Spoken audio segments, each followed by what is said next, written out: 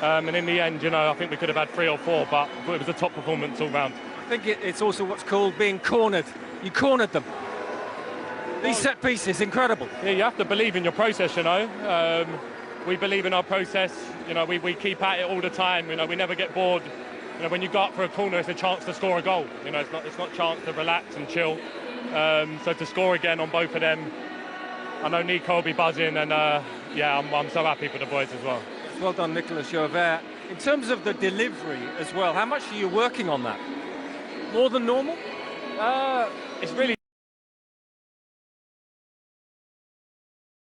yeah, I put in a few good balls tonight. Could have had a couple of assists, but to get one, I was happy with that. And what does this result mean? We're seeing a momentum, aren't we? Coming back. Yeah, for sure. I think when you have a blip in the league, you get written off, you know. And you know, we stuck together as a group. We knew that wasn't the case. The run of results we had weren't good enough, but we got together as a group and we knew we could be doing better. And now we're starting to see a turn of that, which is a real positive. And the other bit of good news: Liverpool drew tonight. They dropped points, so you've closed that gap. This, in that sense as well, must feel good. Yeah, it's good. Look, people get carried away with the title talk. I was involved in my first one last year, and you just need to be in and around it by February time. You know, I think too early to be calling what's going on. Liverpool drop points. You know, what are they still 10 above? 9? 7. It's 7. So it's closer, but look, still a long way to go. We'll keep believing in ourselves and see what happens. Declan, well done. Player of the match as well. Congratulations. Thank you. It was slightly better than he thought at the top, but he's right. He's not looking at that until February. Interesting to hear him talking about the clips and repetition in terms of the delivery. Tony, Arsenal knew they were getting one hell of a player when they bought him from West Ham, but perhaps this set-piece delivery went a little bit under the radar, didn't it? It's fabulous, isn't it? And Saka on the other side, they've both got fantastic delivery.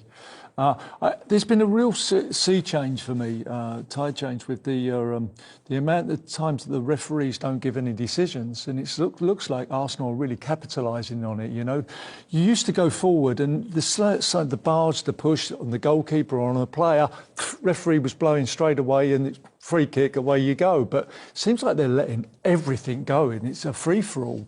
But that's taking nothing away from the delivery from Declan Rice. He must be working every night. He's putting it on a sixpence, isn't he? Well, someone spotted something somewhere, because I remember on our show last January when they went to that Dubai midsummer camp and Declan Rice hadn't taken any set plays for Arsenal. They came back, he was taking them all. We've done some digging. In his West Ham career in the Premier League, over 200 games, he only took 19 corners. And now he's taken over 90 for Arsenal. Yeah. So someone spotted something somewhere, because this wasn't happening when he signed for Arsenal. I think what it is he's always been very good with his dead ball kicks. But the problem is he's such a big, tall guy that you actually need him in the middle as well. And there's that fine balance whether you sort of negate his height for the quality of set piece. Arsenal have got enough big bodies anyway in there, so it's fine to go and let him take the corners.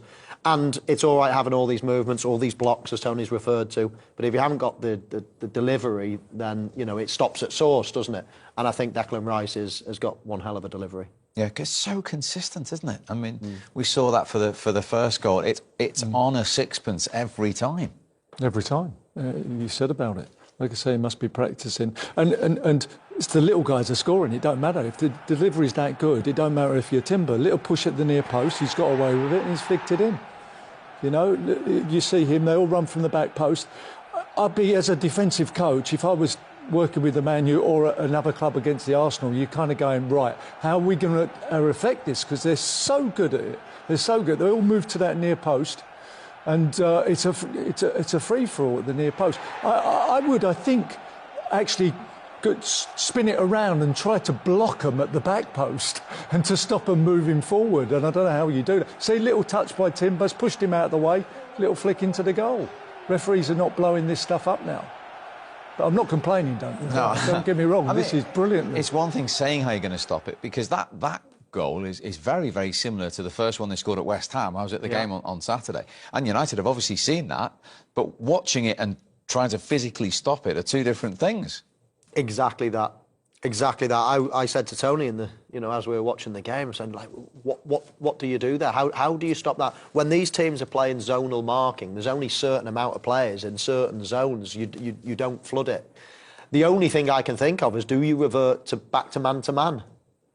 Do you? I mean, because all of a sudden you've got 5 or 6 players there moving from one area into an area of about, I don't know, 3 metres squared. You've just... And if that ball is plonked within that zone, it is so difficult. As I say, the keeper can't do anything. It's too flat, too quick. So he can't move. And then you're just relying on your defenders. It's really, really difficult. And I can bet your bottom dollar that all teams are not only watching Arsenal and thinking, how do we stop that? I hope we're not playing them soon, because how are we going to stop this? But they're probably also just re-looking at their strategy at set pieces.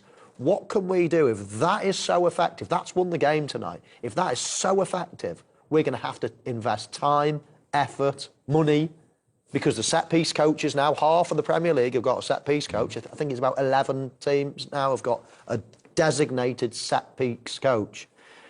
And it might be the way forward. Some people have sniggered and laughed at it in times gone by, but if it's winning you points like that in tight games, then there's only one team laughing, and that's Arsenal at the moment.